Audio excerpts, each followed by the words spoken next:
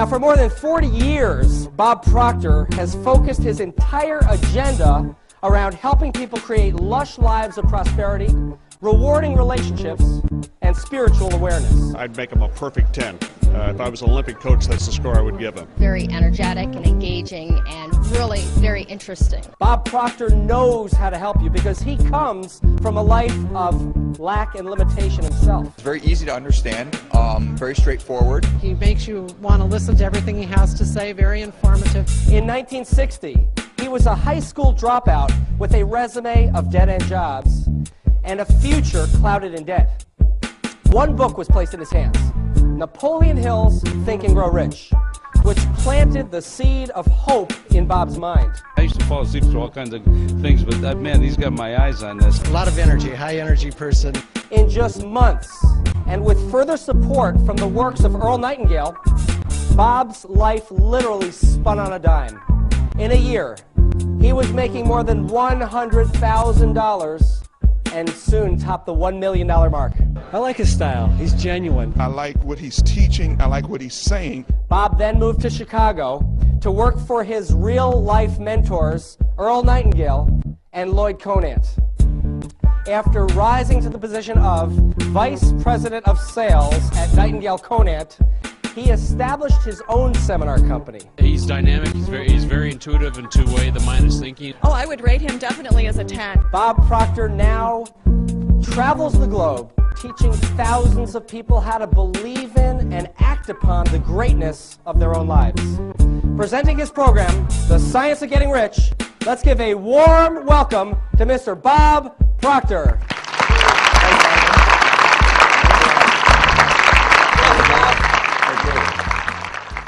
Good afternoon.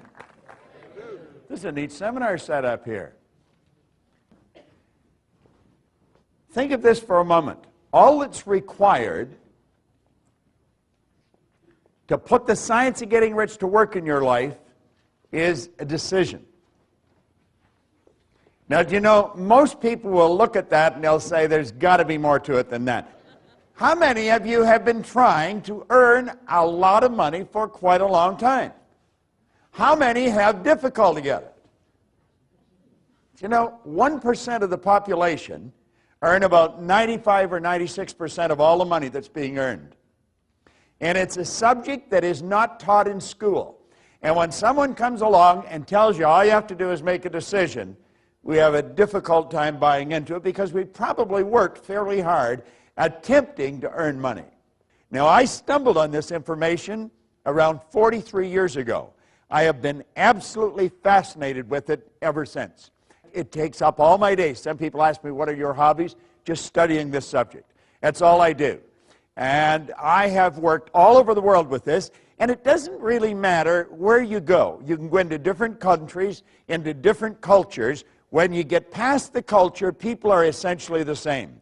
And I think we all want generally much the same thing. I had a man sit down with me in 1961, and he put an R on the sheet of paper just like what you're looking at there. Then he put 3 letters down beside it, and he said, Bob, let that represent happiness, health, and wealth. And then he asked me if I thought he was a happy guy. And I said, yeah, he seemed pretty happy to me, and he did. He said, have you ever seen me when I was sick? And I had to admit I hadn't. He said, have you ever seen me when I was broke? And again, I had to admit I hadn't. Well, he said, you've got to be one of the most miserable people that I've ever met. And I was an unhappy guy. I was 26. As I look back at it, I think I was an unhappy kid that just grew up and stayed that way. And I believe a lot of people live that way. There's a lot of unhappy people around. I didn't have a terminal illness, but I always had a cold or a headache or a backache or something. And when it came to money, I mean, I had a problem. You see, as he said to me, he says, you're striking out in all of these areas. I was actually earning $4,000 a year at the time, and I owed $6,000. Now, you know, that's not an uncommon position for a person to be in. If I took everything I earned for 18 months, nothing to live on, and just paid debt, I would have just broken even. So when you look at that, you know, there's not a lot of hope. I don't think I ever thought I'd get out of debt. It never entered my mind that I could. I never really thought of earning a lot of money. I was just trying to keep the wolf away from the door. You know, the phone would ring every day, tell them I'm not there, you know, or where's the money? And hell, I thought, if I knew where the money was, you wouldn't have to phone me. This was a constant problem. I have often said that you'll be absolutely amazed how much free time you have when you never have to think about money. Do you know that people spend an enormous amount of time thinking about money if they haven't got it? Now, if you have got it, it's a totally different story. And I really believed, I was raised with the idea, if you're going to earn a lot of money, you've got to be really smart. If you're going to earn a lot of money, you have to have a great education. You have to have a lot of experience. But that's not what this man told me. Now, that's the man that I sat down with. His name was Raymond Douglas Stanford. Now, he's been gone for a long time. But that guy made a bigger difference in my life than anyone that has come into my life since then. Now, the little boy that he's holding, I named Raymond Douglas Proctor. That's my son.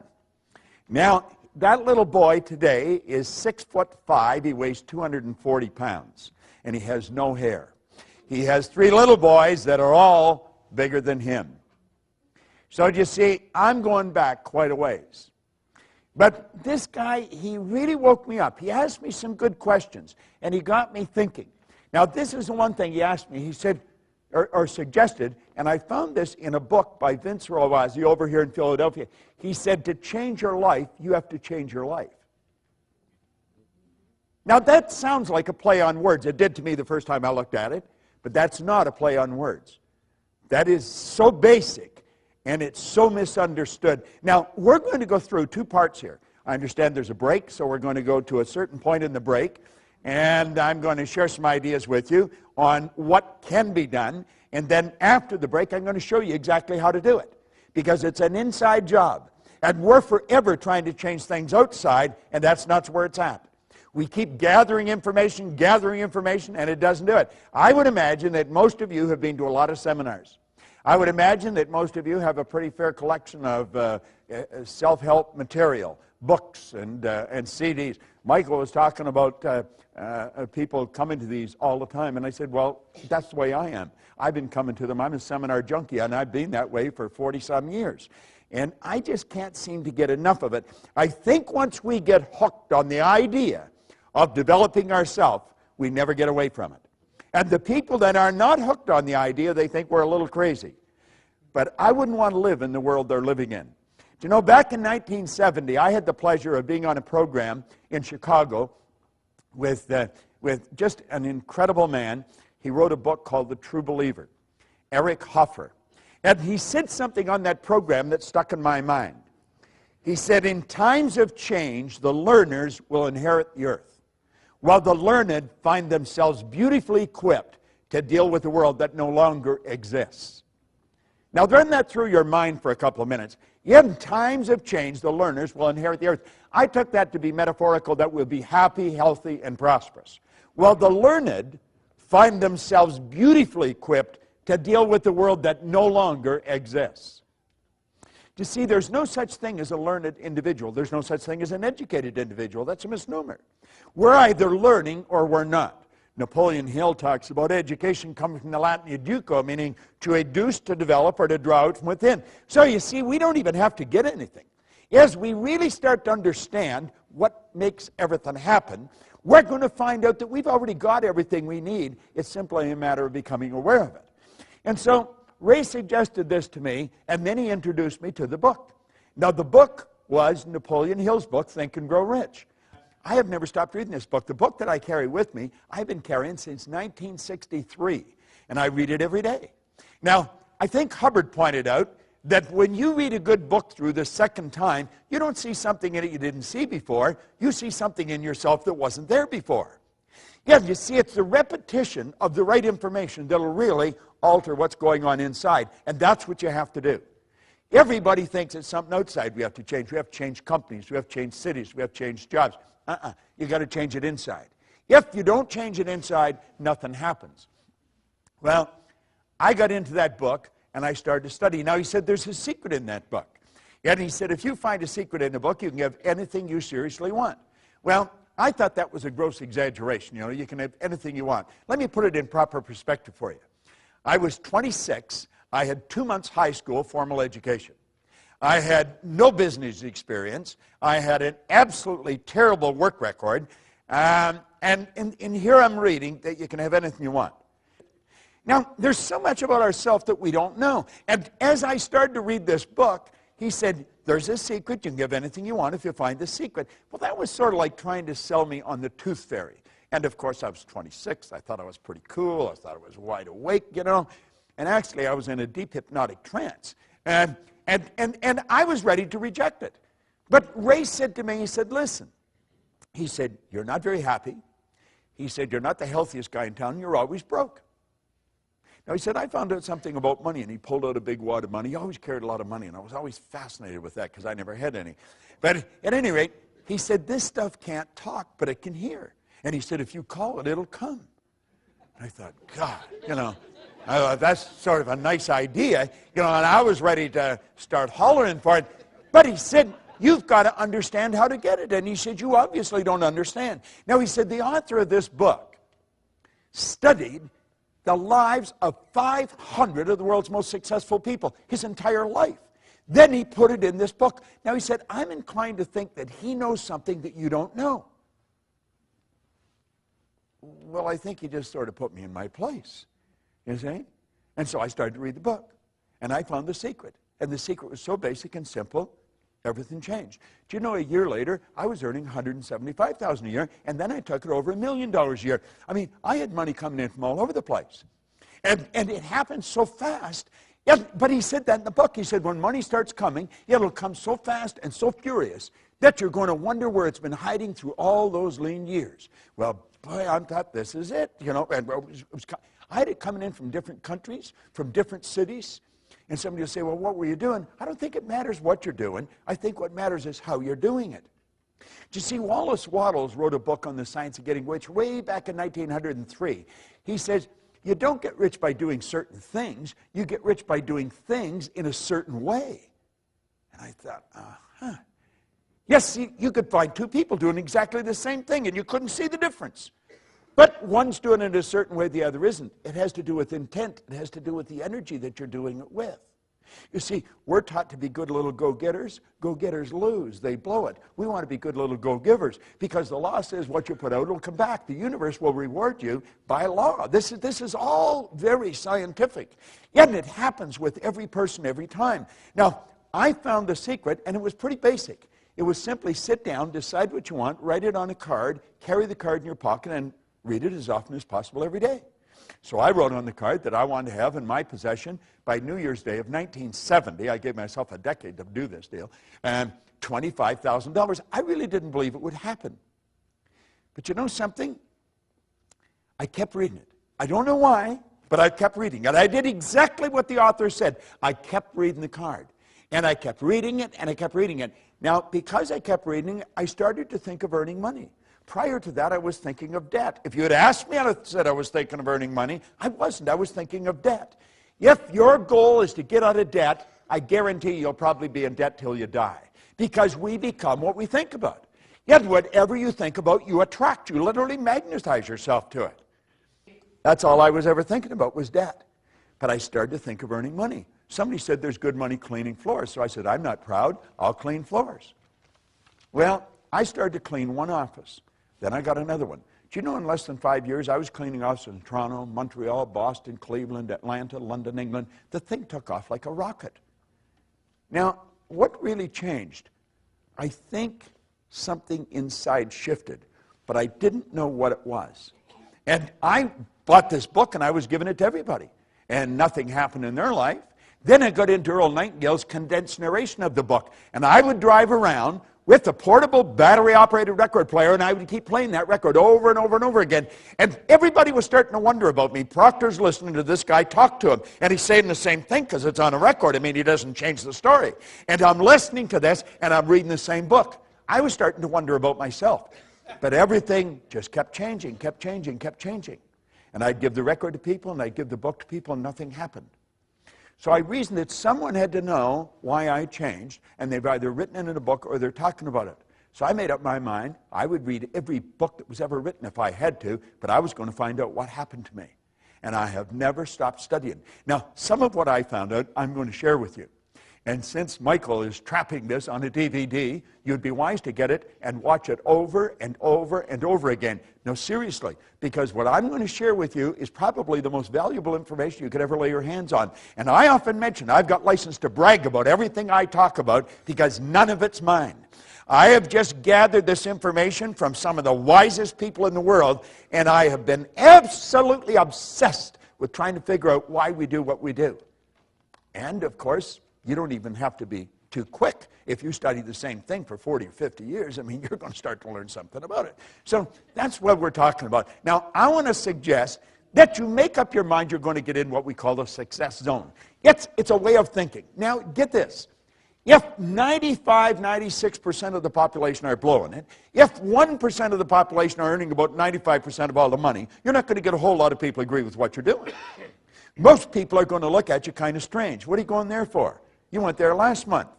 What are you listening to that for? You listened to that before. What are you reading? What do you read the same book over and over for? They don't understand. And you see, they're advertising their ignorance by the questions they ask. When we get into the success zone, everything in our life starts to change. But understand this, you're going to be a bit of an oddball.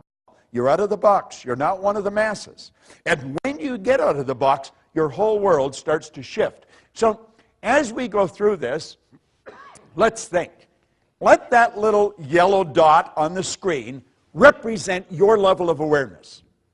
This represents your level of awareness. This is what you're aware of. Now, everything you've got in your life, everything, your relationships, your money, everything, is an expression of your own level of awareness.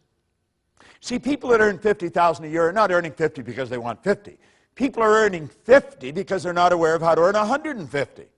People that are suffering from headaches, they're not suffering from headaches because they want to suffer from headaches. They're suffering from headaches because they're not aware of how to eliminate the headache. It's their head. They made it ache. They can make it stop. So you see, it's awareness we're after. Now think of this. If that little dot represents our awareness and it's responsible for everything we've got in life, just think of how your life could change if we magnify it just a little bit. I mean, everything would start to change. Our relationships would change. We would be healthier. We would live in healthier bodies. We would know more people. We'd earn more money. We'd be able to do more interesting things. And if we just increased it a little bit more, everything starts to shift. Well, I've been living this way now for 40 years. It's absolutely fascinating. I celebrated my 70th birthday last week. I got more energy than most people, 20. I have absolutely no intentions of slowing down. People should say, you should slow down. That's a bunch of crap. We should speed up. We've got more power. Do you know the most erudite scientist alive can't even guess at what you and I are capable of doing? No one knows what we're capable of. All the power is omnipresent. That's within you, within me. Slow down. We're just starting to warm up. What we want to do is calm down. You can go at warp speed and stay very healthy if you stay relaxed. And that's really the secret. Now just imagine we expand our awareness a little more. Do you know what this program is doing for you today? It's expanding your awareness. That's what the program is all about. Every time you come to one of these programs, your awareness is widened. Your world starts to change. You think, oh yeah, that's pretty interesting. And it just keeps getting bigger and bigger and bigger. Our awareness keeps changing. Do you know that no one knows how much money you're capable of earning? There's no one can even guess at what you're capable of earning. We want to become aware. We're like we are because we're not aware of how to do it better. We know how to do it better. Every person in this room intellectually knows how to do a better job than they're doing. Everyone in the room knows how to earn more than they're earning, but they're not doing it. You see, having the knowledge is not the deal. Having the knowledge. I mean, I remember when I was a kid, a school teacher would say to me, Bob, why'd you do that? And I'd say, I don't know. What do you mean you don't know? You know better. I know. Why'd you do it? I don't know. I was in the Navy. Every commanding officer, Proctor, why did you do that? I don't know, sir. What do you mean you don't know? You know better. I know. Why'd you do it? I don't know. You see, I didn't know why I was doing things. Do you know that we do things that we don't want to do? It gives us results we don't want to get, yet we do them anyway. Do you know what addiction is? It's never getting enough of what you don't want. Yet a lot of people are addicted to results that they don't want. Why do we keep doing it? You see, I think when we start to see that, that's when we start to become aware of how to take control over our life. And that's really what we want to do. So you see, awareness is the big deal. We want to become aware of the obvious opportunities that are available to us. We are surrounded by opportunity. They're everywhere you go. There is an abundance. There's no shortage of opportunity. We can win, and we can win in a big way. Now, when we lack awareness, we miss the opportunity. I used to always say that, you know, the trick is to be in the right place at the right time. I've been in the right place at the right time many times in my life, but I blew it. You know why? Wasn't aware that I was in the right place at the right time. I had to look back at it. Think of it. There's something else. It's being aware that you're in the right place at the right time is not good enough. You've got to be aware that you're in the right place at the right time. Now, do you know that you're in the right place right now to get some information that will literally transform your life? And it's like I said, I've got license to brag about all this information because none of it's mine. I guarantee you, when you walk out of here at the end of the day, your head's going to be spinning because this is good stuff. What's holding most people back? Here's your answer. It's paradigms. Now, that's sort of a buzzword, but that is really what stops us. It blinds us. Paradigms actually blind us. Now, I'm going to get into paradigms, how they're formed, and what they are, and then how to change them. You see, if you get into books on psychology or psychiatry or behavioral science, you'll get a definition of a paradigm, but it's usually so big and awkward that you don't understand it. The book was probably written for other psychiatrists or psychologists or behavioral scientists, and the average layperson doesn't understand it. I had great teachers, and they broke everything down into the simplest possible form. And I found out that paradigm is nothing but a multitude of habits. When you wake up in the morning, you move into action. There's a routine to everything you do. There's one to everything I do. If you're living with someone, you could set your clock by that person, and they by you.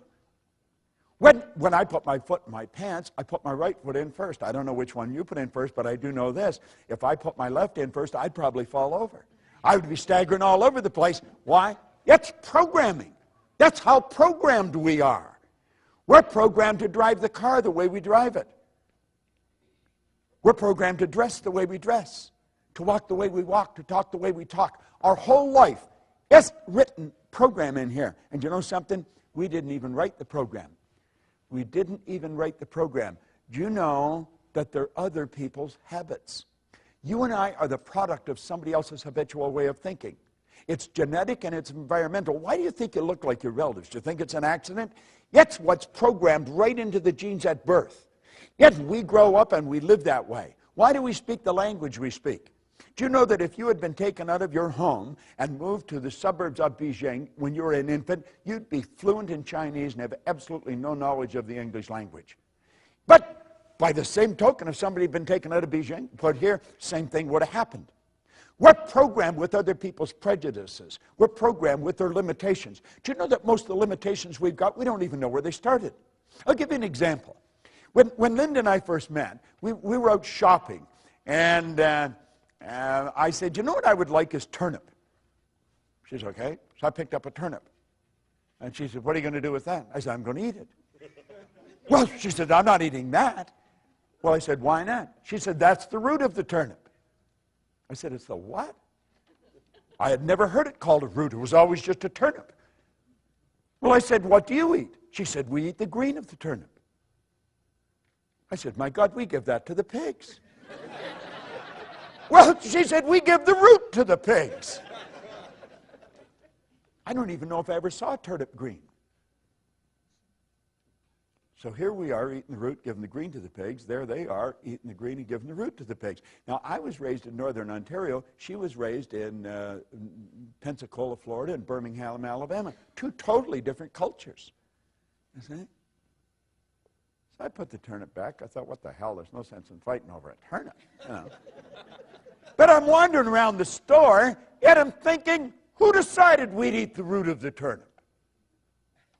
I don't think my mother woke up one day and said, we're going to eat the root of the turnip. I wonder why she ate the root. I don't think her mother did. And then I started to think, I wonder how far back in our family I'd have to go to find out who decided we would eat the root of the turnip. How far back I'd have to go in her family to find out who would eat the green of the turnip. And then I started to think, you know, it really doesn't matter. But the principle behind this is huge. Because, you know, most of our habits are like that. They really are. Now, think of this. What do most people do when they begin to have financial trouble? This is paradigm talk that I'm dealing with here. What do? I'll tell you exactly what they do. They lower their standard of living to meet their income. That's a bad idea. That is a terrible idea. Timidity is not a strategy for the new economy. We're living in a new economy. Remember, you cannot move forward when you're cutting back. Yet doesn't, why do we do it? We're programmed. That's what we were taught to do. Anything else is being irresponsible. Well, let's think of this for a moment. Successful people take their income up to meet their standard of living. Do you know why? They understand how to do it. And if you don't understand how to do it, you're in bad shape. But when you do understand, you don't need to cut back. Never need. I've been working pretty closely with a fellow. In fact, we just come back from Europe. We were over all through Germany and over into Finland. And he had had a bit of trouble with money here just within the past year. And he was put his house up. He was going to sell it. I said, what the hell are you selling your house for? Well, he said, I can't afford to keep it. I said, you can't afford to sell it. No, I said, you've got to make a decision right now. Do you like the house? Yeah, I don't want to sell it. Then don't sell it. Just figure out how to earn more money. And so the two of us got working on it, and his problem was solved. It was simply a decision. Well, that's all we need. See, we're living in a new economy. The economy that you and I were raised in, that's not the economy we're living in anymore. That's a totally different world we're living in. But we're still operating with all the old habits. Now, Gates said one thing is clear. We don't have the option of turning away from the future. You don't have that option. No one gets to vote on whether technology is going to change our lives. It's here. This is the deal. You either fall in line with the new rules or you're going to lose.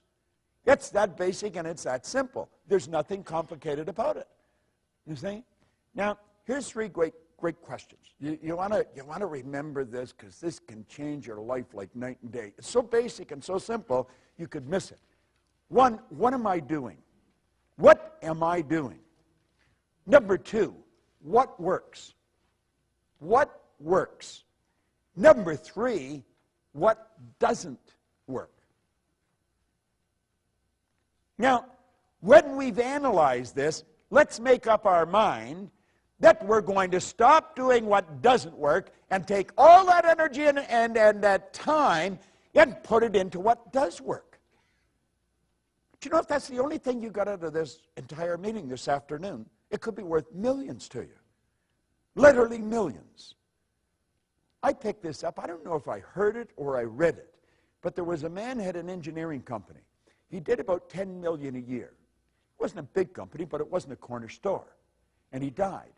His wife had nothing to do with the business. She never went around the business. So everybody just assumed when he died, she would sell the business. But she didn't plan to sell the business. After the funeral and things slowed down, she went into the company and she called all the heads of departments in, and they're the three questions she asked. What are you doing? What works? What doesn't?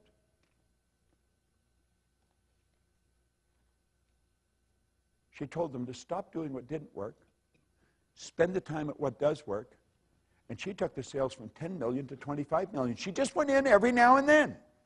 That's all she ever did. I wonder what would happen if that's all we did.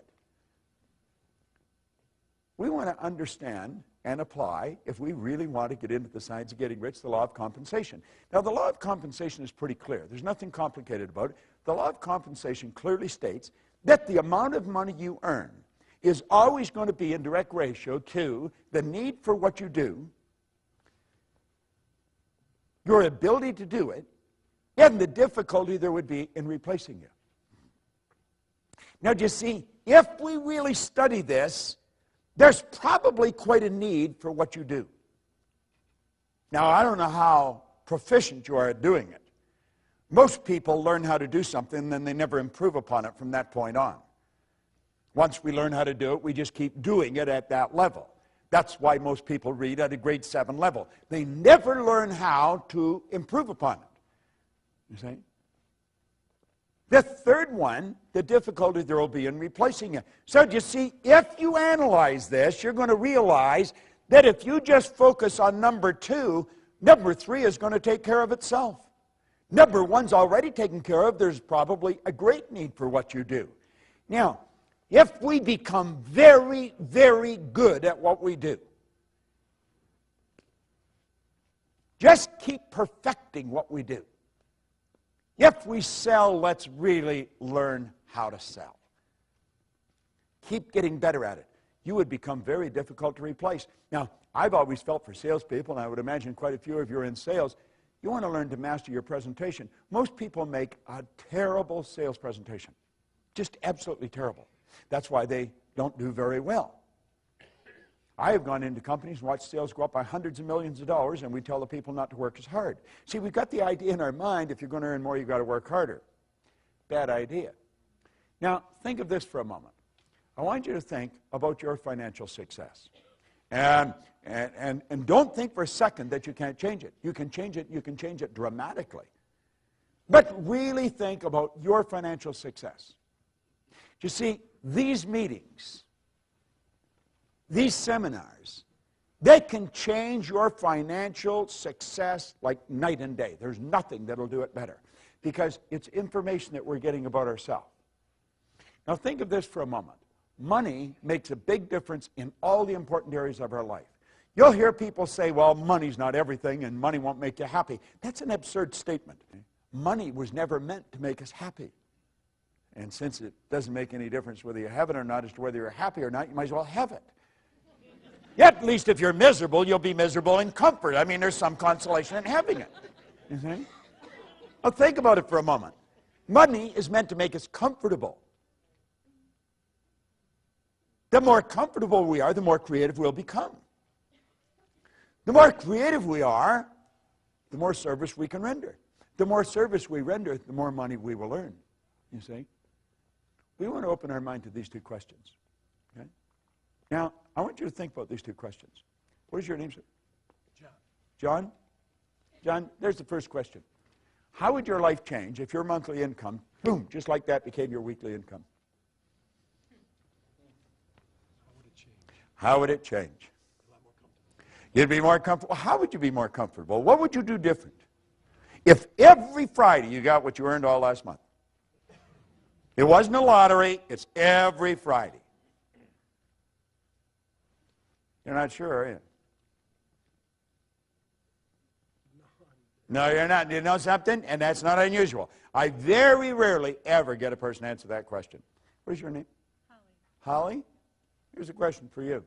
How would your life change if your annual income, bang, like that, became your monthly income?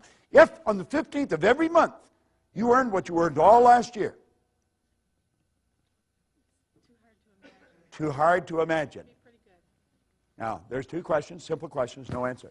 You know why you don't answer them? And you're not an exception to the rule.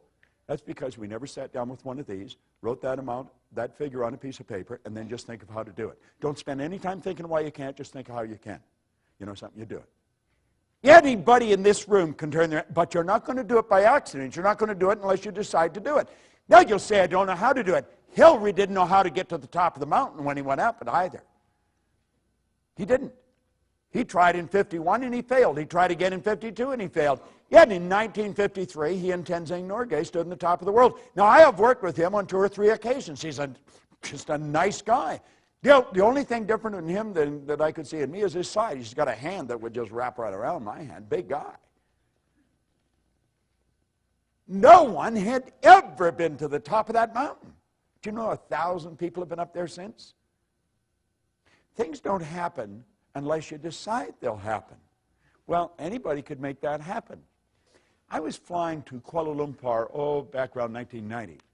And I like playing with words and numbers when I'm on a plane. And I'm not a good flying partner. If you sat beside me, you'd probably think I didn't have any social intelligence at all, because that's my time. And so I sit there and I write words and I write numbers. And I remember I wrote the word commission one time, and all I could see coming off the page was mission. And I made a program called the Mission in Commission. And there is people that all are in the big commissions. They're involved in the mission. They're not involved in the commission. And it's a paradox, you see. Yeah, because they're not doing what they're doing for money, and yet they wouldn't do it if they weren't being paid. It's real paradoxical. You could get your head all messed up if you play with it long enough. But I sat down and I wrote a 1 and 6 zeros.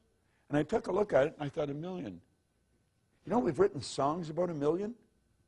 We'll say, what would you do if you won $1 million? Oh, I don't know what I'd do, you know. And we have all these little games that we play. Line up for blocks. I saw a sign coming in here, just driving into town, where they had a big sign up. There was $1 million in the background, and there were 31 million or 390 million or something in a lottery, you know. And there'd be all kinds of people look at that and say, God, would that be nice, you know. Well, anybody can do this. And I got thinking about the people that I knew had earned $1 million. Hell, I earned $1 million, and I didn't even know what I was doing. You don't have to be very bright to earn money. And there's enough evidence around to prove that. There's all kinds of people that are functionally illiterate. They can neither read nor write. They're multimillionaires. Yet there's people walking the street who are absolutely brilliant, and they're broke. Think about it. That's got nothing to do with being intelligent. It has nothing to do with gender. It has nothing to do with geography. It has nothing to do with working hard. I did a TV show with Robin Leach a number of years ago. He's probably interviewed more wealthy people than anyone alive. He told me the wealthiest people he knows, he's never seen them working. Now, you could be sitting there and thinking, well, what the hell do they do? You know? I mean, that sort of scrambles our head, because we've been trained you got to go to work. Well, here's another one. This is, you know, like the 3 questions. This is another one that you want to burn into your mind. This is something most people don't know. They don't teach this in Harvard. They don't teach it at Wharton. They don't teach it at Eton or Stanford. Hardly anybody understands this. And I understand it. So, I mean, it's not too difficult to learn. There's 3 strategies for earning money. I refer to it as M1, M2, and M3. Yet when I started to explain this to Linda, her head would go, you know, because it's so obvious. Now, if you're going to teach your kids anything, and understand this, what you don't fix, they'll inherit. If you're going to teach them how to earn money, because if they're not earning any, they're going to have a bad life. People that don't earn money raise skinny kids. I mean, it's just not a good way to live, you know, it really isn't. Now, M1 is used by the masses, but M3 is the one you want to teach the kids. See, M1 is used by 96 people out of every 100. It is without question the worst way in the world to earn money. It's working, that's right. It's trading time for money. Now, if you have any money later on in life by following this strategy, it's at the expense of a life. You have been earning a bit and you've been squirreling some of it away, but it's at the expense of the car you want. You never drive the car you want. Most people look at a car and they think, oh, and I ever like to have that. And while they're thinking that they can't have it, somebody else is thinking to buy the whole dealership. You see? Yeah, they're using the same mental faculty and they're drawing on the same thought power. This is a terrible concept. Trading time for money. You will never get ahead of the game doing it. M2 is a good strategy, but it's only used by 3 people out of 100. That's where we invest money to earn money, which is the probable reason why there's only 3 people out of 100 using it. Investing money to earn money. Now, some people are very good at investing money. They do very well. Most people are not. The ones that are doing it, the ones that win at it, are in the minority. Now, this is the one I stumbled on way back in the early 60s. Had no idea what I was doing. No idea. But it happened. I moved from M1 to M3, just woo, like that. It took me 9 years to figure out what I was doing. Did not understand, and yet you see that 1% are 96% of all the money that's being earned. Now this group here, they multiply their time by setting up multiple sources of income. They don't have one source of income. They got lots of sources of income. And you think, well, how do you get to that point? You get there by deciding that's where you're going. I mean, how are you going to get home? Are you going to walk out of this theater and say, God, I don't know what to do? Well, you're either going to go home or go to your office, go somewhere, but you know where you're going to go. And that's how you're going to get there. You're going to think, am I going to walk? Well, I don't think I'll walk. Well, I drive. Well, my car's here. I probably should take it with me, you know. And this is all. It's a process that you do. It's all automatic. This is a process that's automatic. You see, if you can earn 100, you can earn 1,000,000 because you're following a basic principle. You see? It's just a basic principle. Once you learn the basic principle, you're going to follow it. Now look at this for a moment. Your PSI is your psychic source of income. Your psychic source of income. This works for everybody all over the world. See, we should have a psychic. That's what we work at. We wake up in the morning and we start doing what we absolutely love to do. I always find it amusing that I can be so well paid doing what I love. I love doing this. I absolutely love it. And I earn ridiculous sums of money for doing it. But I'm doing what I really love to do. That's what we should do. We should all do what we love. It's a psychic source of income. We can earn all the money we want. We can stay healthy. We don't need to react. See, if you do something, I react to it, you're in charge of me. The second you react to situations or circumstance or other people, they're in charge of you. So here you are, the only life you got, and it's a relatively short one, you know, and we're putting other people and things in charge of us. We're bouncing around. Our head is like a ping pong ball. That's the way many people live. It's no wonder their body's breaking down. This damn thing is in such a chaotic vibration, it has to break down. It's just a mass of molecules, and you should keep it in the right vibration. To improve your performance, you have to follow the ancient advice, know thyself. Ray Stanford asked me, he said, do you know who you are? I said, do I know who I am? Yeah, I know who I am. I'm Bob. No, he said, that's who you think you are. That's not who you are. He said, Bob and Proctor are just two words. That's your name, but it's not you. I said, what? Well, he said, you're not your name. I'm not my name. Well, that makes sense, doesn't it? I'm not my name. Okay. I said, well, this is me. No, he said, that's your body. You've never heard anybody phone into work and say, body's not coming in today, it's sick. You've never heard anyone say, am hand or am leg. We say, my hand, my leg, my name, my body. These are all things we have. He said, your results. Now, I knew I was in trouble. I was 26, I was unhappy, I was sick, I was broken, I just found out I was lost. I didn't even know who I was. You see? Well, if you're going to know yourself, if you're going to change your life, you've got to change yourself. If you're going to change self, you have to know who self is. Now, think of this for a moment. You and I have infinite potential. Now, I said before, I don't know how much infinite is. I just know it's a lot. Has no beginning and no end. That's the potential we've got. We've got all of this power, yet if you watch the way most people live, you would think that they were just about out of juice. A lot of people, when their heart stops beating, it's going to be a formality. I mean, they just sort of sit. They never really get it going.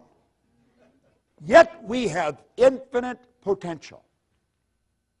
We're dealing with something pretty big. If we're going to find out something about ourselves, we have to look at this. You say, this is over my head. No, it's not. I teach this to kids. I got it. This all tied into the science of getting rich. Rich resources are lying dormant within us. Let's look at it a different way. You see? You and I are spiritual beings. There's only two sources of reference to go to find out anything about ourselves. One's science and the other's theology.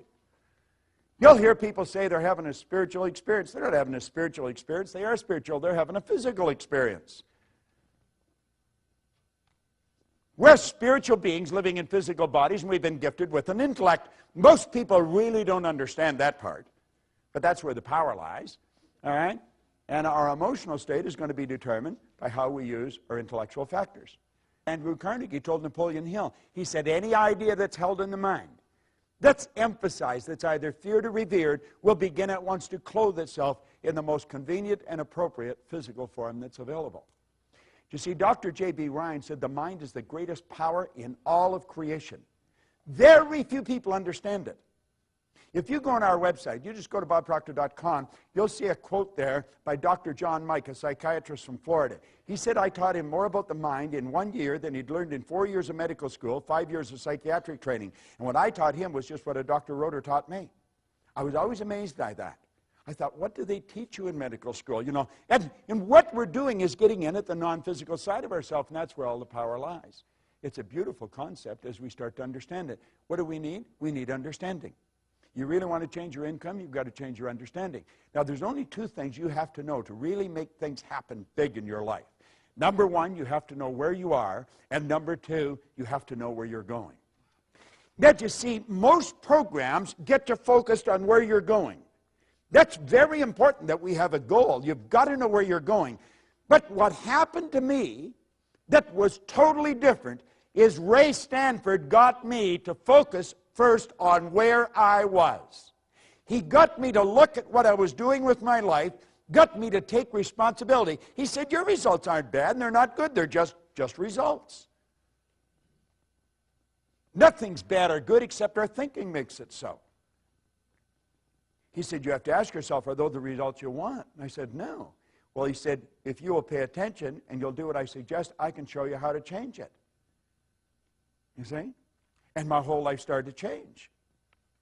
Most people get us focused on the goal. If we don't know where we're at, we're not going to... Let's suppose we all bail out of a plane and safely land somewhere on the planet. Our objective is to get to this room. Now, we know where this theater is. We know where this room is. Our problem is we don't know where we are. Now, let's say it's overcast. We'll build a ridiculous situation. It's overcast. There's no street signs. There's no wind. There's no compass. There's no map. There's no people.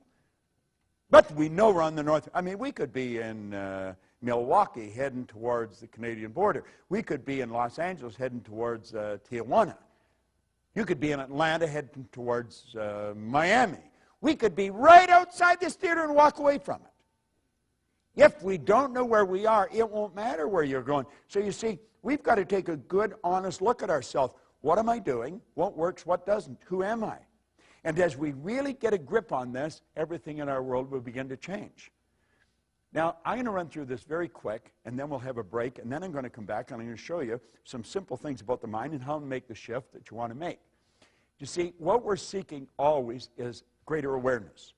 We're always wanting to raise our level of awareness because our results are an expression of our level of awareness. And the only way to improve results is to increase our level of awareness. All right? Now, effective goals inspire us to move to increasingly higher levels of awareness. Now, here, yes, what you'll find that people say they want. They want greater health, happiness, peace of mind. All these results are the result of a higher level of awareness. So it's awareness that we should be seeking. We want to raise this, and everything else starts to happen. It happens like unadulterated magic. That's what happened to me, and I couldn't understand it. Now, there's a basic law that said everything in life is either growing or dying. It's either create or disintegrate. So you're never going to stay where you are. Your results are going to get better, or they're going to get worse. It's create or disintegrate. No one stays where they are. Now, the truth is, I think most people get a little better and a little worse, a little better and a little worse. When they get a little better, they're forcing it, but force negates. You see, there's something inside of you that's urging you to grow. This is the spiritual side of our personality. It's the essence of our being, and spirit's always for expansion and fuller expression. There's something in you that wants you to grow. If you run, you want to run faster. If you jump, you want to jump higher. If you sell, you want to sell more. This is good. It causes dissatisfaction. Dissatisfaction is a creative state. My grandmother pretty well raised me, and she taught me that I should be satisfied with what I've got. Grandma was wrong. I should be happy with what I've got, but never satisfied. It's dissatisfaction that gave us the incandescent light. It's dissatisfaction that gave us air travel. It's dissatisfaction that gave us the internet. All those things were always here. People just became aware of them. The way to fly an airplane was always here. We can go all over the world now. We're not a long ways from anywhere. We're only a short period of time away. But while there's something inside wanting us to grow, there's something else that's trying to stop us. And that's the old paradigm. Now, after the break, I'm going to show you how that paradigm is formed and how we can change it. Yet it's just like magic. And when you do, your whole life changes. Everything in your life changes. Just no question about it. Now, you've got the one side that wants you to grow and the other side that doesn't want you to grow. The old paradigm does not want you to grow. Anyone that has smoked and quit smoking, I used to smoke. I quit years ago. But I remember it wasn't an easy thing to do. It was not. Why? Because it was a habit. Habits are not easy to get rid of. Habits are ideas that are fixed in here that control us. Many of you have gone on diets. You want to lose weight. I'll just toss something in for your benefit. When you lose something, you're programmed to do what? To look for it. Get rid of the idea of losing weight. Release it. Release it. See yourself at your perfect weight, looking good and feeling great. Your whole life is controlled by images. Get the image of the body that you want to live in, of the world you want. Quit trying to lose weight. Just release it and see yourself the way you want to be. Now, goals determine which side wins. The goal must be something you really want. Towards the end of the program today, I'm going to show you the difference between going after what you know you can do, what you think you can do, and what you want. And I'm going to show you why most people never go after what they want. And I'll also show you how to change it, because it's pretty beautiful. Now, at each new level, as we move ahead, every time we move ahead, our conditions, our circumstance, and environment change. As they change, you have to adapt to the change. That gives you the ability then to see the next step of action that's necessary. We'll graphically communicate that a little clearer a little later on. Okay? So here we go. We're moving up. Each time we move to a higher level, the results improve. And it just keeps getting better and better and better. And that's the way life should work. And it can work. Now, you and I think in pictures. We think in pictures. Okay? You don't think B-O-A-T. You don't think G-E-A-R. You don't think F-B-A-T-H or B-I-R-D. You think in pictures. You think in pictures. Now, it's the mind we're talking about. I want you to tell me what your mind looks like. What's your refrigerator look like, John? What color is it? White. White. 2 doors? Yes. Top and bottom? Yes. Which way do they open? To right to left or left to the right? Left to right. Now, you were mentally in your kitchen looking at your refrigerator, weren't you? What's your car look like? White? You like white, do you? What's the interior? Charcoal gray. Charcoal gray. 2 door, 4 door? 5 doors. Okay. You've got the picture of that in here, haven't you? Tell me what your mind looks like. Gray mush. Now you're doing what probably a lot of people are doing. How many saw the brain when I asked you to think of the mind? Hold up your hand if you did. See, there's a whole lot of people doing the same thing. But your brain is not your mind, John. And your brain is not your mind. Your brain is an electronic switching station that enables you, by using certain cells in your brain, to alter the vibration that this body's in. The brain is an electronic switching station. No one has ever seen the mind, and that is why most people have such great problem. Because we think in picture. Now, when there's no picture, John, there's confusion. If there's confusion inside, you can make book on the fact there's going to be confusion outside. As we bring the picture to our mind, we bring order to our mind. What did Solomon say? Where there is no vision, the people will perish. Where there's no vision, there's no order. Where there's no order, there's no growth. Well, when you come back, I'm going to give you a picture to work with. And that is what changed my life as much as anything. As I started to see how to work with my conscious and subconscious. You know certain things about your subconscious mind because you've read about them, you've heard about them, you listened to it on tape. But without a picture, it's just words. You see, when I asked you to think of your car, John, I activated vocal cords. I made a sound. It's called language or words. It was actually a light message. Your hearing sense picked up that light message. It was rifle-fired down a nerve passageway in your body. It struck a group of cells in your brain that sound resonated with, all electrical. Those cells increased in amplitude of vibration, and the picture that was in them flashed on the screen of the mind, and you saw the white car and the charcoal gray interior. When I asked you to think of your refrigerator, light message struck those cells in your brain. Picture come on the screen of the mind. When I asked you to think of your mind, you saw your brain. And yet your brain is in your mind. Your brain is in your fingernail. It's in your kneecap. And you know something? You'll never enjoy health if you're not able to get a picture of the mind. You'll never enjoy health. Because good health is when a body is in a good vibration. It vibrates in harmony with God's laws. Most doctors do not understand this. We have taught this to a lot of doctors, and it changes their practice like night and day. It'll change your communications. If you're in sales and you don't understand the law, you're on a hit-and-miss basis, and it'll probably be more miss than hit. When you understand the law of vibration, you're going to understand that you're transmitting through the medium of the molecule pictures into the other person's mind. And you want to put pictures in their mind that are favorable to them if you want them to be favorable to you.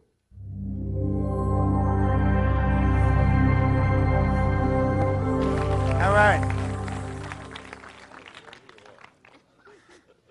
I want you to think now of what we're talking about here, about pictures, about thinking in pictures. If you're going to rearrange the furniture in your room, you get the picture of where you want things, and then you move the furniture there. Everything we do it in our mind first. When we don't have a picture, we have confusion. If you try and get two pictures in your mind at the same time, you're in a confused state.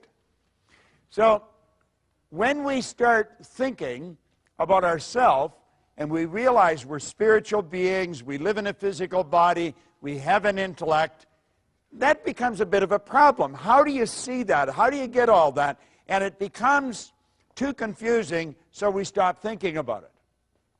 Now, this is what I call a magical graphic. This is the genie. This picture, or this drawing, was made by a Dr. Thurman Fleet in San Antonio, Texas, back around 1934. He realized, if we take this back a bit, that most of the healing arts dealt with the physical. If you're treating the physical, you're treating a symptom. You're not treating the cause of the problem. A lot of people are into holistic healing today. That's heal the whole person. And he knew that they had to be healed spiritually, intellectually, and physically. And he knew that there was a problem because of thinking in pictures, and that's when he came up with this concept of the mind. Now, when this was first explained to me, it took me a while to really grasp it, because I was getting it confused, different things. So if you look on the inside of the sheet that we give you, you'll see the drawing there, and we'll fill in some of the blanks for you. I let this drawing represent me. If I think of me, I think of this drawing. If I think of the drawing, I think of me. I see my head as my mind and everything else, the neck down from the body. Now, I'm well aware that that's not the way the mind is. Mind is movement. Body's the manifestation of that movement. But since we think in pictures, this is an excellent one. I see the top half of my head as my conscious mind. The bottom half is the subconscious, and of course, the body's the body. Now, it's the mind that controls the body. The body is like a dumb terminal. It will do whatever the mind tells it to do. It can only do what the mind tells it to do. When there's something wrong in the body, you can rest assured there's something wrong in the mind. When you see a rash break out in the body, and we say it's an allergy, you know that there's a problem in the subconscious mind that's expressing itself. All right? It's a fixed concept, and it can be altered. I always say dermatology is the best form of medicine to go into because your patient rarely dies and they never get better. All right? So you just keep saying, try this and come on back for more. Now, the conscious mind is your thinking mind. This is the part of you that you have the ability to think with. Your subconscious is your emotional mind. Your emotions are controlled by the thoughts that you entertain. You choose your thoughts, and you think in pictures. You impress the thought upon your subconscious, and that causes you to feel the way you feel. Now, actually, the feeling is conscious awareness of vibration that the body's in. Because whatever is impressed upon the subconscious controls the vibratory rate of the body. The body moves into action, and your actions produce your results. Now, do you see, it's the results that most people are trying to change. The results are something outside of us. Now, what we're talking about is the mind, all right? Now, James Allen said, until thought is linked with purpose, there's no intelligent accomplishment. Just the information isn't going to do it. You've got to have a purpose. You've got to have a purpose that is so big, so all-encompassing. That's why you get up in the morning. That's why you go to work. Now, your vision is how you're going to execute your purpose, and your goal is how you're going to execute your vision. But you want to get this little book by James Allen. It's called As a Man Thinketh. It's a little book. It was written in 1903. It is a classic. We have a coaching program, and I coach people a year at a time in this coaching program, and one of the first things I do, I send them this book. I send them that one, and I send another one to them. One is to get them out of the box, to get them to think very big, and the other one is to cause them to monitor their thinking. And as you get into thinking, as a man thinketh, you'll start to monitor your thinking. We've got to become aware of what the heck is going on here. Earl Nightingale used to say if most people said what they were thinking, they'd be speechless. And I'm inclined to agree with him. You see, we don't want to mistake mental activity for thinking. But at any rate, let's start again. And we'll say, there is the mind, and we'll break it into two parts. Now, this is where it starts getting interesting. I was looking for this book, and I had left it on a chair over here. If you were sitting on that, you've got some great energy flowing through you, I'm going to tell you. Now, I have been carrying this copy with me since 1963. You can see I've had it for a while. Now, in here, he said that an educated person is not necessarily a person with an abundance of general or specialized knowledge. An educated person is a person who has so developed the faculties of their mind that they can acquire anything they want or its equivalent without violating the rights of others. How many of you know what the faculties of your mind are? Let me see a show of hands. 1, 2. Isn't this amazing? Hardly anybody knows what they are. How many people have a perfect memory? Just me? How many people would like to have a perfect memory? Now, you see, I want you to just to look around. The audience is from different walks of life, different ages, different gender, and yet nobody had their hand up for a perfect memory. Do you know that every one of us has a perfect memory? Do you know I could teach you how to memorize this book? There is no such thing as a bad memory. There's only weak memories. Memory is an intellectual factor. And you develop your memory the same as you develop your body, through exercise. If I put this arm in a sling and left it there, I think you know in a relatively short period of time, it would be rendered useless. If at the same time I was lifting weights with this arm, I'd have big, powerful muscles here. Now, it's fairly obvious I haven't done either of these things, but if I had, you know exactly what would happen. It's the same with our mind. What happens? People going around, I got such a rotten memory. You don't have a rotten memory at all. You have a perfect memory. Where did you get the idea you had a bad memory? Well, when you were a little kid, you heard your parents say, I got a bad memory. What do? I got a bad memory. You just mimic them. There's no such thing as a bad memory. You have many marvelous mental faculties. And he said, an educated person is not necessarily a person with an abundance of general or specialized knowledge. An educated person is a person who has so developed the faculties of their mind that they can acquire anything they want or its equivalent without violating the rights of others. Now we think, oh, we can't have anything we want. Oh, yes, you can. Every religion teaches you that. All science teaches you that. Where'd you get the idea that you can't? Well, you probably got it from your next-door neighbor, who probably doesn't know much more than his next-door neighbor. So we put these two back together, the conscious and the subconscious mind. Now, we have been programmed to live through our senses. We go by what we see, hear, smell, taste, and touch. And that's pretty well the way we were programmed. You see, they are like little antennae that are hooked up to our conscious mind. They're just like antennae, picks up information from our outside world. So this is the way most of us live. We look at our bank account, that tells us where we're at financially. We look at our report card, that tells us where we are intellectually. A report card just tells you where the child's mind was for a few minutes on a given day a few weeks ago. It has nothing to do with the person's level of ability to move ahead. Nothing. We take IQ tests. IQ will change something like the weather. That's true. You can change in a person's IQ.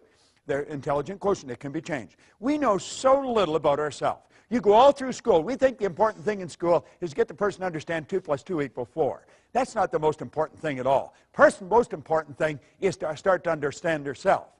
The important thing is to keep the important thing the important thing. We got to get it right inside. All right? Now, let's look at this. We have what we call the intellectual mind. Now, there's one of your intellectual factors, perception.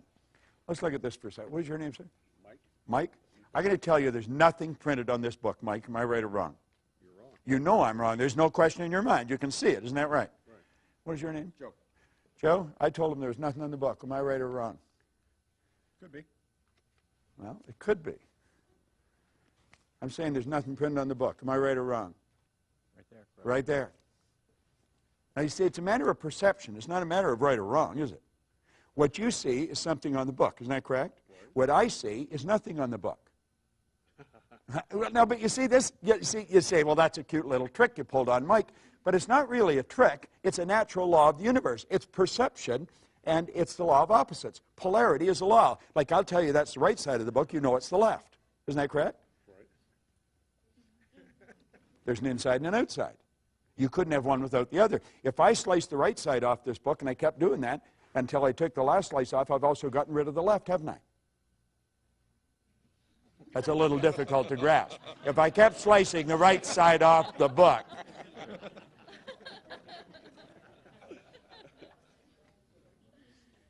You see, most of us have a perception problem. When we say, I'm right, you're wrong, you're right from your point of view, they could be right from their point of view. So it's not a matter of what's right or wrong, it's what works. That's the most important. Would you agree with that? What works? What's going to improve? Do you agree, Mike? It really is. That's the important thing. Now, take a look at the next one. Oh, back that up. Is the will. The will gives us the ability to concentrate. All right? The will gives us the ability to concentrate. I've got a couple of statues of Napoleon in my home. And I think that I have them there for a reason. He reminds me of what I do and what I don't want to be like. Napoleon had a very powerful mind. I don't think he was a very nice guy, but a very powerful mind. One of his biographers called him organized victory. Another one said he had immense capacity for sustained concentration, highly evolved will. The will gives you the ability to hold one idea on the screen of the mind to the exclusion of all outside distractions. The will is what you use when you concentrate. And through concentration, you increase amplitude of vibration. Your energy is more powerful. Okay? Now, the imagination, he'll say it's the most marvelous, miraculous, inconceivably powerful force that the world's ever known. And we've all got one. Let's start using it. Now, we take memory. Memory's perfect. We know what the memory is. It's a matter of developing. Now, your intuition, it's called an intuitive factor. And you develop this intuitive factor, and you're going to find that you'll just be aware of what's going on around you. You can read people like a book. And the last one, of course, is reason. Now, understand this. Yes, you watch this DVD, and you want to put it on and watch it, and you want to get it, and you want to put it on, and you want to watch it over and over and over again, because what we're going into now is very important, and most people never understand it in their entire life. It costs them millions. I could earn $1 million so easy it would make your head spin. Earning money is a simple thing to do when you know how. If you don't know how, you could work all your life and not be able to do it. The conscious mind is the intellectual mind, and the conscious mind can think. This is really important that we understand this. This is what most people do not do. You just watch the average person. They'd never do what they're doing if they were thinking. They'd never say what they're saying if they're thinking. We have the ability to think. We can tap into an infinite power, and we can build any idea in our mind. Now, every great leader, as far back as you can go, have taught us that we become what we think about. What do you think about? All right? Now, you have the ability to accept or reject any idea that comes along. So if you're listening to the news or you're reading the newspaper and they tell you that the economy is going down, you might say, for you, but not for me. This is going to be the best year that I've ever had. During the Great Depression, there was all kinds of people earning millions. Not everybody lost their money. You see, I'm not trying to flatter you, but coming here, yes, one of the most brilliant things you can do. I was talking to a lady right here at the break, and she was telling me that she got a cassette or a tape from, it was Napoleon Hill's Principles. And she was listening to them. She says, things were going really great. And she said, for some reason, I lost it or stopped listening to it, and things started to go in the other direction. Well, we're so influenced by suggestion. Suggestion is one of the most powerful forces in the universe. And you see, if you come here on a regular basis, just when you start to slide off, it'll bring you back on track again. Now, I think you should listen to this stuff every day. We read the paper every day. We eat food every day. We wash our bodies every day. How about recharging our mind every day? We're dealing with the most potent force in the universe, and we're dealing with the mind. Now, your subconscious mind has no ability to think. It cannot choose. It cannot reject. It can only accept. The conscious mind can reject. You want to reject a lot of the things. When people start to complain, get away from them. I don't want to spend any time with anyone that talks about how bad things are or why things can't be done. Your subconscious mind will accept anything, and whatever goes into the subconscious mind must be expressed through the body. It cannot differentiate between what's real and what's imagined. Hold your hand up like that. Come on, everybody get their hand up like that. Put their hand like that. Put it here in your chin for a second. While you do that, now where's your chin? You see? You're thinking. Why did we go here? Because I went there. If I said, let's follow me, and I went off the cliff, would you go? We have a tendency to go by what we see, hear, smell, taste, touch. We do not think. You know that's not your chin. You say, well, you put your hand there. There we go. You see, that's the defense. They did it. All right? Your subconscious mind will accept anything. Now, this is how you and I arrived on the scene. A baby, when a baby's born, its subconscious mind is wide open. You can put anything in it you want. The baby's mind is wide open. Every thought that goes on around the baby is going right into that baby's mind. You were a baby. Go back and ask yourself, what was the environment like that I was raised in? What did the people work at? What was their attitude towards money? What was their attitude towards potential? You see, if we start asking these questions, then we know what's programmed here into our subconscious mind. Now, any idea that goes into our subconscious repetitively becomes fixed in there. That's what we call a conditioned mind. It's a multitude of fixed ideas. Fixed ideas are more commonly called habits, and a multitude of habits are called paradigms. How did we get in the habit of doing things? By the idea going in the subconscious mind. It's the repetition. Do you remember when you first started to drive a car? You probably thought you were going to kill yourself. And so did the person that was teaching you. You know, that's why they were so scared. And I mean, you were having a terrible time. The clutch, the brake, the gas, you know. And now you're steering with your knee. You're looking for a pen while you're talking on the phone. And you're in traffic. It's the subconscious mind that's doing it. When you're on the highway, your subconscious mind is driving. You're not really paying attention. The subconscious mind's driving. Go to pass a transport truck in the rain when there's a heavy overspray. You go from automatic pilot to conscious, and you're holding that wheel, and when you get past, you slacken off and back on the subconscious mind again. See, this is all automatic. Well, you and I were programmed, and the problem is we were programmed with their limitations. Where did they get the limitations? From somebody the same way.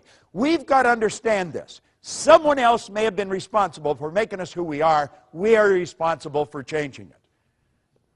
Now, there is thought. It's a thought powers flowing into your consciousness. You can think anything you want, but the paradigm is going to dictate what you're going to do. The thoughts that you think are largely controlled by the paradigm. See, if you're conditioned, as I say, to earn $50,000 a year, what are the odds of you thinking of earning $150,000? You won't seriously think of, oh, you might dream about it periodically, but you won't seriously think. But you could. As a matter of fact, if you just made up your mind that you were going to, you probably would in a relatively short period of time. If you were going to learn to fly an airplane, what would you do? You wouldn't go to your hairdresser or your butcher or somebody. You'd go to a real good flight instructor, and you'd do exactly what they tell you. Why don't we do that with money? That's the one point that everybody's agreed on, is you become what you think about. All right? Now, the thought flows in, or the power for thought flows in. You choose the thought. You can think anything you want. Start to monitor your thinking. And the second you start to get out of the box, the paradigm will cut in. You say, you can't do that. You can't do that. Why can't you do that? Well, you'll come up with reasons why you can't do it. You see? The truth is you can do anything you want to do. Now, paradigms influence your thinking. I'll tell you something else. Paradigms influence what you do. You see, school has been interested in you getting the book into your conscious mind. What is the important thing in school? The important thing in school is that you read the book, you remember what's in the book, and you repeat what's in the book. If you do that, you get the mortarboard of the sheepskin, and they say you're an educated person. There's a lot of educated derelicts walking the street. They remembered what's in the book. It doesn't cut any ice anymore. For a while, we got away with that jazz. There was a lot of money wasted. Companies aren't doing it anymore. If you don't produce, baby, you're on the street. Cry, bitch, complain, do all you want, but you shouldn't have been there. If you're not performing, you don't deserve the reward. It's a simple concept. And if a company's paying for people for non-performance, then the company's going down the tubes. School has us programmed to believe if we can repeat it, we've got it. Well, that ain't so, because you can repeat all kinds of stuff, but the paradigm's still controlling your behavior. You see? School gave us the knowledge. However, school never taught us how to alter the paradigms. If you don't learn how to alter the paradigms, it's never going to happen. Got to alter the paradigm. See, you want to improve your results, or you wouldn't come here. I don't think you're coming here because you had nothing to do. I think you're all very busy. The people that have nothing to do, they wouldn't come here. It's a bit of a paradox. They're the ones that need it more than you do. All right? Now, what does the program tell us to do? This is the way we are programmed. The starting point is results. We look at the results we're getting. The results cause us to think the thoughts we're thinking. This is a formula for losing, by the way, but this is the way we operate. You look at the x-ray. You look at the bank account. You look at the present relationship. If you're letting present results control your thinking, you're on a losing track. The thoughts cause the feelings. The feelings cause the action, and the action produces more of the same. If you're having financial problems today, you probably were a year ago. If the student's getting an D average in school, they probably did last year. We think we've got to cram more information. No, no, no, no, no, no. Put the books away. Sit down, teach them something about themselves. Get them to see themselves as an honor student. Get them to relax, totally relax when they write the exam. They've got all the information there and it'll flow out. They've got to start to see themselves as worthy of the good life that they desire. When I left public school, Miss Strawn, who was a nice lady, she said, Bob, where are you going to go? And I said, I'm going to Malvern Collegiate. Oh, Bob, don't do that. Go on over to Danforth Tech, get a trade. You'll never do well in the business world. I got people like Price Waterhouse, Prudential, some of the largest companies in the world. They'll pay me anything I ask to go in and work with their executives, and I would never do well. Miss Strawn was wrong, but I believed what she said until I was 26. And consequently, I never tried to get a good job. I always had a dumb job, hated the job. I remember working for a guy in the West End of Toronto. He was not a nice man. He really was not a nice man. Of course, I was poor as a church mouse, so I didn't even have a car, and I had to go from the East End to the West End in busy traffic and in cold weather all the way across the city to work for a guy I really didn't like, to do something I absolutely hated, and all the way there I was afraid I was going to get fired. Now, this is nuts. This is insanity. Do you know that there's a lot of people like that? Right in this building, there's people like that. Doesn't make any sense. They're starting with the wrong end. They're letting the present results control them. Think of this for a moment. Your starting point should be ideas. Let's let the present results dictate where we've been at. Let's learn something about ourselves. Let's start with the idea in our mind. What do you really want? Let that idea then dictate how you feel. How you feel is going to control how you act, and how you act is going to produce the results that you're getting. That's the way you improve the results. And then you look at the improved results, you adapt to the change in the conditions, circumstance, and environment, and then you start out with a new idea. You see, it all boils down to decisions. It really does. You got to make the decision that you're going to change. Now, do you know what your habit pattern, for many of you? Your habit pattern brings you to this building. It brings you to these seminars. But many of you come here and you go back and you do exactly the same thing. I want to suggest that you make a decision today. You make a decision that you're going to change the whole deal. I talked about a gold card. Well, we've given away a lot of gold cards. We put them in a plastic sleeve so you can carry them loose in your purse or your pocket. And you got to decide what you really want. Now, I'm going to show you how to go about that. And when you then write what you want on it, you'll see that the only thing you put in future tense is the date. And that is because we don't know how long it takes to reach a goal, although we guess fairly accurately. And that is governed by a law of gender. The law of gender decrees that all seeds have a gestation or an incubation period. When you plant a seed, you don't get the flower or the fruit right away. When the seed for the baby's planted, it takes approximately 280 days. Well, remember where the non-physical and the physical is all hooked together? Well, the idea is a spiritual seed. It's made from exactly the same stuff the physical seed's made from, and it's subject to exactly the same law. We just have not developed the awareness of what the gestation period is, so we guess. And oddly enough, we guess fairly accurately. Everything else on the goal card should be written in the present tense. I am so happy and grateful. You've already got it in your conscious mind, and as you get emotionally involved, you've already got it in your emotional mind, and it's only a period of time till it moves into form. You've got to make the decision. So you start out, your goal. That's the idea. You see the goal. This is where I am. And then that will dictate the kind of feelings you have. You see? That'll dictate your actions. And that'll produce the win. Then you build another big, new, exciting goal. Now this is all, it's so basic and it's so simple and yet so misunderstood. But you can understand it. You see, you want to make the connection between your mind and your prospect's mind or the other person's mind, because that's where you make the connection. You make it on a mental plane. That's where the sale's made. Those of you who are in sales, it's all made. It's a mental thing. It's not, we may think it's physical. It's not physical at all. The physical is just the expression of something that's already happened. You want to practice about 15 minutes a day. Get your performance down pat. I know a few movie stars that are pretty big ones. And you know something? They do this so beautifully. It's called imagined reality. When you watch a movie star at work, they're living the part. You see, they're not just reading a script. They're not just repeating memory work. They took the script, they read it, they reread it, they reread it, they memorized it, they internalized it, they became it. Yeah, and it's perfect. That's what we want to do. We want to write our own script. And most people don't understand that. Now, this is very important. We're going to go through it very fast. You're either living in ignorance or with knowledge. Now, we're all living in both. We know certain things, and there's certain things we don't know. Now, let's stop and think, because this is very powerful. You can think anything you want.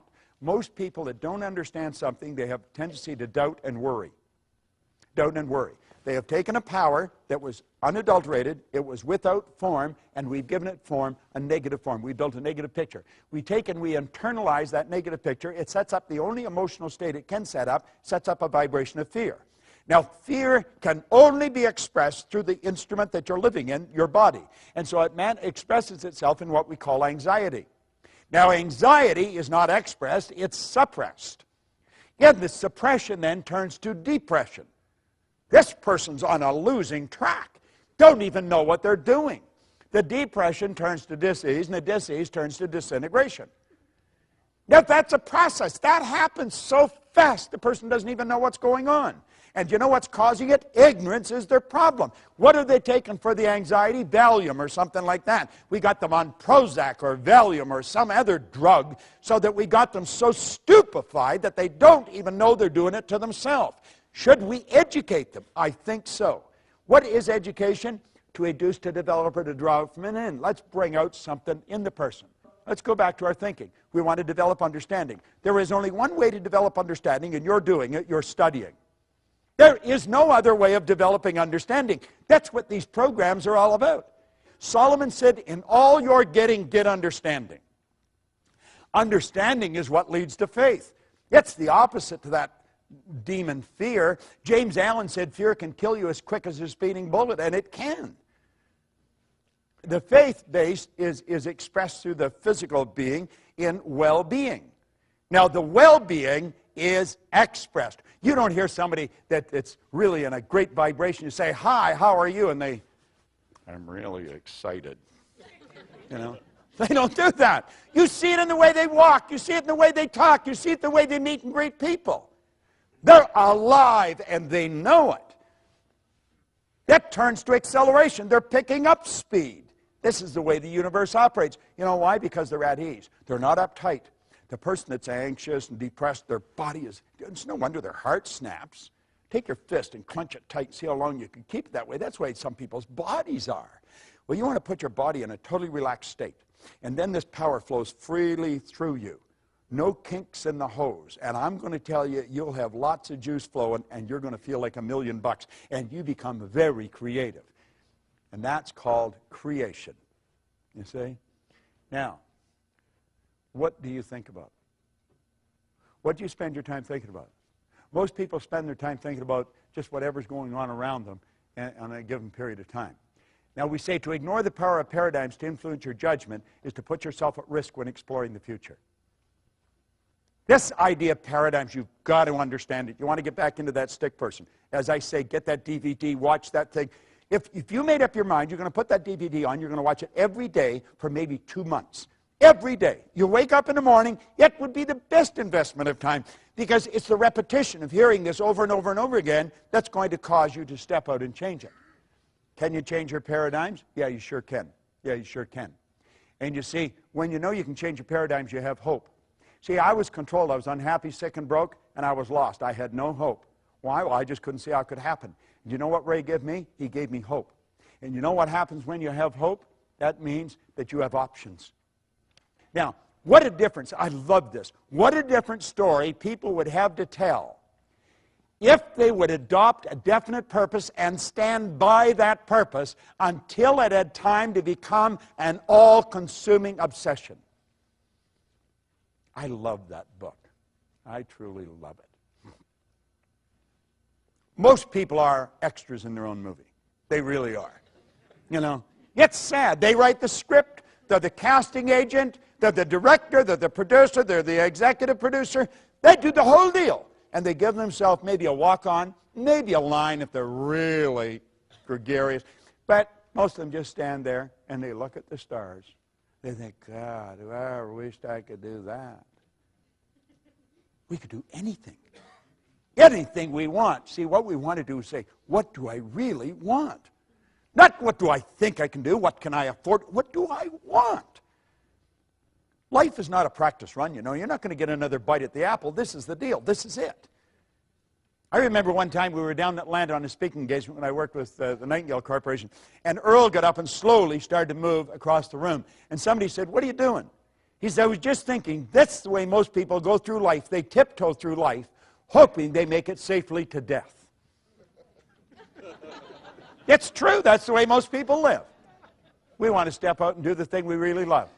Now, here's a lesson for you on goals that is absolutely incredible. So you'll want to remember it. Most people, when they're setting goals, they set goals to do what they know how to do. That way it's safe. They're going sideways, but it's safe. You remember we talked about the level of awareness, how you reach? We said goals are to cause you to stretch. That's the purpose. The goal isn't to accumulate. Money's not to accumulate. I never have enough money. Never. Do you know why? I'm always doing something beyond where I'm at. That's what keeps me growing. I want to extend what I'm doing. I want to get another deal going. And everybody's saying, gee, Bob, why don't you slow down? I want to do it. And so and then you've got to attract more, you see. You've got to keep going. Quit going after things you know how to do. Now, understand this. People do not resist change. They don't. Do you know what people resist? Being changed. See, if I try and force change on you, the wall comes down. But if you decide to change, no problem. We say people resist change. They really don't. They resist being changed. Now, let me tie this into that. You hang out with people that you're comfortable with. You're on the same frequency as them. What we say feeling was conscious awareness of vibration. So you hang out with people that are in the same vibration as yourself. If you're miserable, you're not happy with happy people. You've got to be with miserable people. If you're happy, you're not happy with miserable people. You've got to be with happy people. You don't find the big producers hanging out with the little producers. And you don't find the little producers hanging out with the big producers. You don't find rich people living in the slums. You don't find people that have no money living in where rich people live. You are attracted to people who are in harmony with you. That's the law of attraction. That's the way it works. Like energy attracts like energy. Now, the people you're mixing with, if you're setting goals to do how you know how to do, that's where they're at. Now, when you go to move ahead and you say, I'm going to go after something bigger and better. And as you go after it, they don't want you to. If you gave them a polygraph and really sucked the truth out of them, they want you to win, but they don't want you to leave. Do you know why? They would have to adapt to your absence. They don't want to do that. They don't want you to leave. Do they want you to win? Yeah, but they don't want you to leave, and you can't win if you don't leave. You're thinking, geez, this is true. You can relate to this. Now, we sit down. We're going to stretch. We're going to go after what I think I can do, and we get our slide rule out, and we get the whole deal, and we get the plan. You've got to have a plan. Wharton teaches you got to have a plan. Harvard, you got to have a plan. So we get this plan. Then we go down to the office place, and we get a folder, and we print it out on our color computers, and we got our pie charts and our graphs, and yeah, it's all in color. We got a plan. Man, are we proud of our plan. But you know something? We don't go anywhere. You know why? No inspiration. Here we're going after something we think we can do. God, we're stretching, but there's no inspiration. And there's no support. The person that you're leaving isn't going to support you, and you're not inspired because you're just doing what you think you can do. You got the plan, though, but the plan ain't going to do you any good. It just won't work. Now, if you go after what you want, you're going to fantasize. And you've been taught that's a no-no. When you were a little tiny girl or boy, you could fantasize. The mom would just leave you there and let you play with the pots and pans, and you did all kinds of great things with them, and you were fantasizing. But when you went to school, the teacher come down, pay attention. You were being bad. You weren't paying attention. Your mind was wandering. You left the room. You left your body there, but man, you were on a trip. And they punished you. Now, you don't have to punish a person for so long, they'll stop doing whatever it is that they're doing to get punished for. So now we have these great big companies, and we got little recreative departments. Why? We don't want people to be fantasizing. Fantasy is where everything started. This building was nothing but a fantasy at one time. Somebody got the idea of putting a whole bunch of theaters under one roof. They said it'll never work. So we go from what we know we can do to what we think we can do, but there's no inspiration, and so we go back to what we know we can do. And we get bored there, and we go back to what we think we can do, but there's no inspiration and no support till we go back to what we know we can do. You see? And that's the end of the story. We're all screwed up, and we don't win. You see? But the seminar said, choose a goal. I choose the goal. It's what I thought I could do. Got to play it safe. You got to be realistic. This realistic jazz is for the birds. All right? Look here. There's the 3 stages of creating the life you want. And if you want to go after what you want, you've got to fantasize. So you start out here, and you build a fantasy. And you see yourself doing what you want. Doesn't matter how you're going to do it, you build the fantasy. You see the picture. Doesn't matter where the money is. Now you've got to turn that fantasy into a theory. Before you can turn it into a goal, you've got to pass a test. The theory, now it's an idea in our conscious mind. We're really putting our higher faculties to work on it, but we've got to pass a test. We've got to ask, am I able to do this? If all things are possible, if this is an orderly universe, and if we have all the power within us, yes, I'm able to do it. Don't know how, haven't got the foggiest idea, up to here in debt, don't know where the money's coming, but yes, I'm able to do it. The second question, am I willing? Am I willing what? Am I willing to pay the price? If you're not prepared to pay the price, you don't deserve the reward. I remember my wife started her own business, and she was over her head. And I would go into the bedroom, and sometimes she'd actually get into bed and get under the covers and pull them over her head. She literally did that. And I'd go in and I'd say, what the hell are you doing? I'm scared. No. Well, what are you scared of? I don't know. Well, I said, why don't you quit? Well, then she'd get angry, and she'd end up, and away she'd go. You see? And now she's got to the point where a little bit of fear doesn't bother her anymore. Now, did I do the same thing? Well, I didn't get in bed and hide under the covers. But, God, I used to pull the drapes. Ooh, it was terrible. Am I willing? You've got to be willing to pay the price. If you're not willing to pay the price, you don't deserve the reward. You've got to be willing to come to these meetings. You've got to be willing to invest in the programs. You've got to be willing to do that, and if you're not, you don't deserve the reward. Now, the second you answer yes to those questions, now you've got a goal, and you want to impress it upon the universal subconscious mind. And when you do, the entire universe comes to your aid. That may sound like a bizarre statement, but I'm going to tell you, if I had a year to explain it, I could break it all down. That's exactly what happens. If you have to attract somebody from China, you'll attract them. We're not in this room by accident. You know, we're all supposed to be here right now. You're always in the right place for the right reason at the right time. And that idea will begin to move into form, and it'll turn into what we call a fact. And when you've done that, then you're in the position to build bigger and better fantasies, and that's called a creative process. You don't have to know how you're going to do it. You only have to know you're going to do it. So here's the deal. You start out and you fantasize. You see it. You believe it. And you do it. How do you think that guy got up that wall? Do you think when he was standing at the bottom, he knew every step he was going to take to get to the top? Not on your Nelly, did he? He knew that he was going to get to the top of the wall, though. And he said, I'll put this pick in here, and I'll put this one in here. I'll bring this foot up here and this one up here. That's the first step. He adapted to the change in his condition, circumstance, environment, and then he picked the next step. And that's how he got right to the top of the wall. And that's how Hillary got to the top of the mountain. And that's how Edison built the light bulb. And that's how the Wright brothers got the plane off the ground. And that's how we built the internet. And you want to know something? That's how you're going to create the life you want, a step at a time. Yet you're always going where you don't know, and it's scary. But I believe if you're not living on the edge, you're taking up too much room. You know? You're going to know where you're going, and you got to know you're going to get there. Isn't that how we did it? Do you know what Dr. Werner von Braun said when John Kennedy asked him what it would take to build a rocket to the moon? He said, the will to do it. That was it. Nightingale said that success is a progressive realization of a worthy ideal. You've got to have an idea that you really want. It's got to be big and so all-consuming that you don't have time to listen to the ne'er-do-wells. You don't have time to listen to the people that don't have time to live. You see? What do you really want? Now get this. Praxis is the integration of belief with behavior.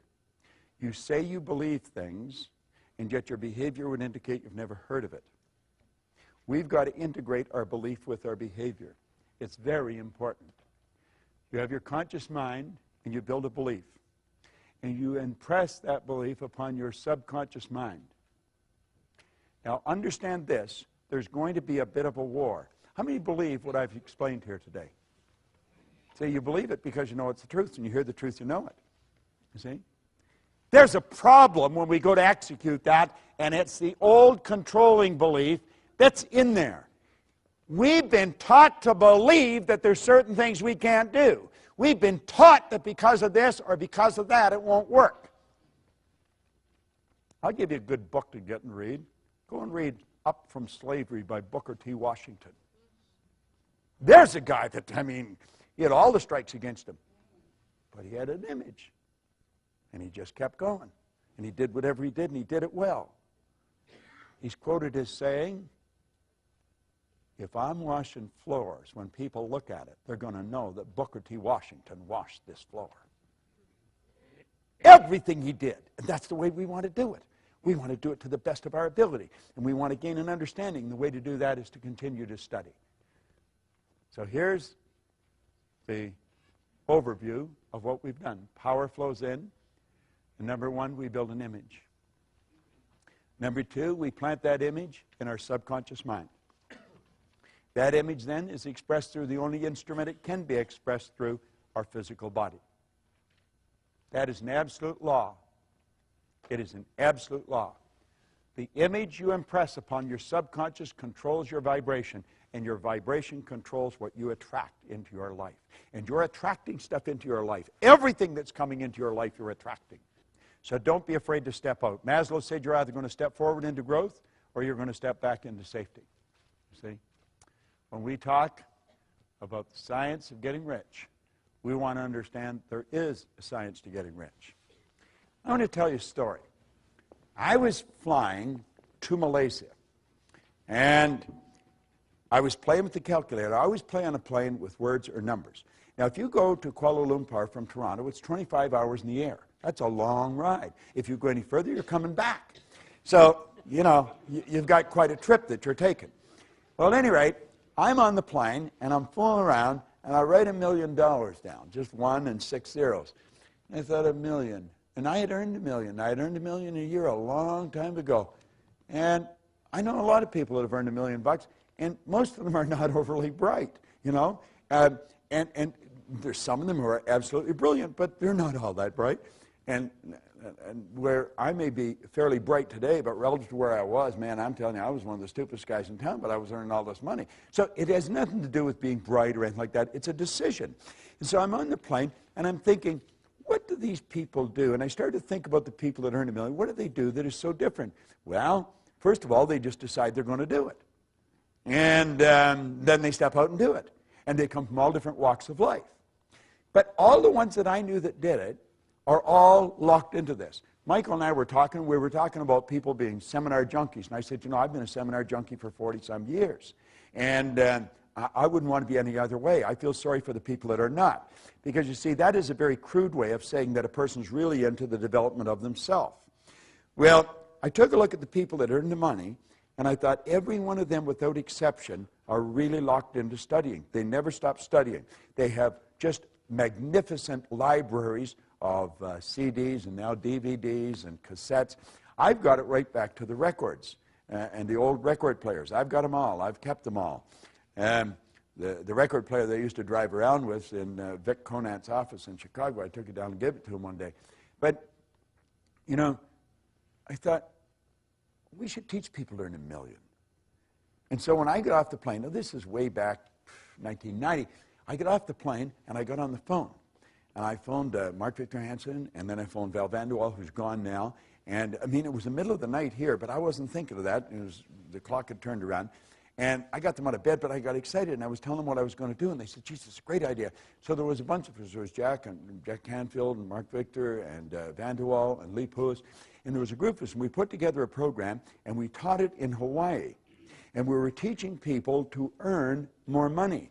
Now, we knew how to earn it, and we were teaching the other people how to earn it. And one of the things we were teaching them is you've got to lock into study. You've got to study every day. We eat every day. We wash ourselves every day. We get dressed every day. There's certain things we do every day that's religious. You've got to study every day. You've got to allocate a part of your income and a part of your time to your own development. And that was part of the lesson. And they all knew that we did. I mean, take that Think and Grow Rich book. I mean, I read that every day. So at any rate, we started, and Jack and Mark come up with an idea, and they said, Proctor, we're going to do a book.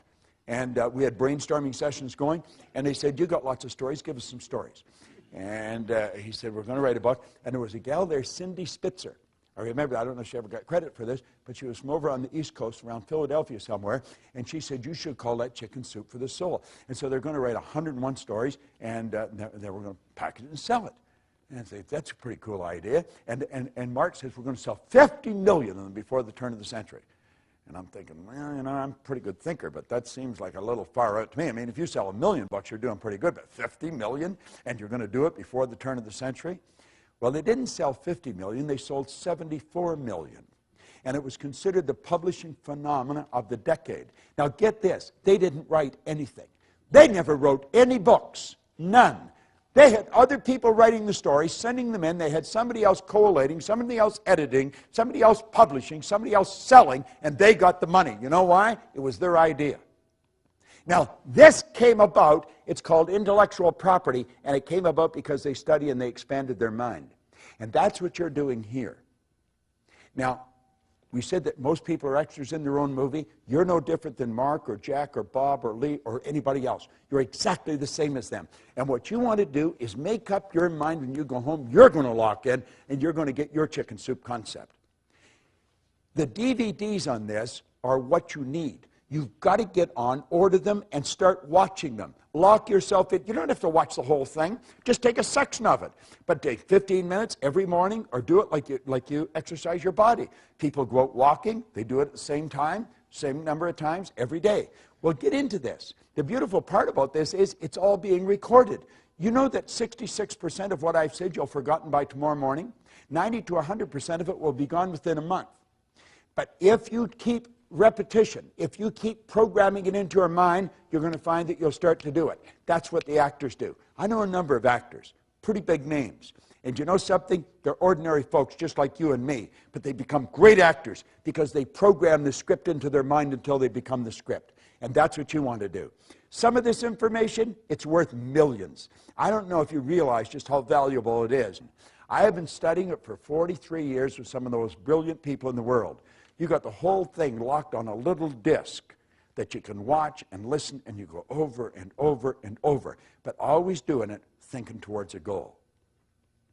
Phenomenal information. Don't for a second walk out of here without making a big decision that you're going to do something with it. I want to congratulate Michael on the work he's been doing. He's been doing it for a long time, and he does a good job. And I don't know anybody else anywhere in the world that's doing this. And now, of course, he's even topped what he's doing by putting it all on DVD. Lock in, build yourself a library of these things, and then take time every now and then. Sometimes you take a couple of days and just do nothing but totally saturate your mind with it. And you're going to find it'll pay huge dividends for you.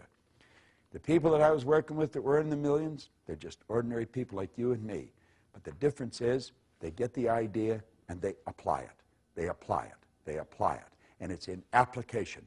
It's not just studying. It's in application. Thank you very much. Thank you.